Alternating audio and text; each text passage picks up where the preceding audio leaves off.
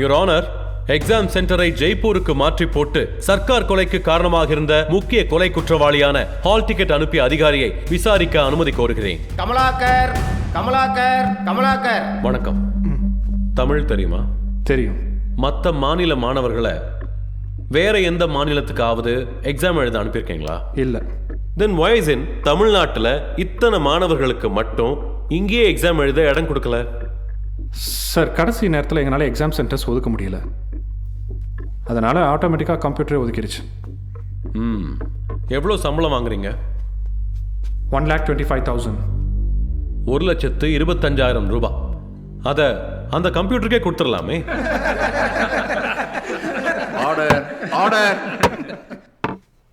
Your honour, இங்கு ஆட்சியாளர்களும் அதிகாரிகளும் பொறுப்பில்லாமல் இருப்பதற்கு இது ஒரு சான்று. 7.5 லட்சம் மாணவர்கள் தமிழகத்தில் +2 தேர்வு எழுதியுள்ளனர். ஆனால் வெறும் 5,000 மாணவர்களுக்கு இவர்களால் இங்கு இடம் ஒதுக்க முடியவில்லை. தேர்வுக்கு 3 நாட்களுக்கு முன்பு பல ஆயிரம் கிலோமீட்டர் தூரத்தில் சென்டரை அலாட் செய்தது திட்டமிடப்பட்ட சதி, தாக்குதல்.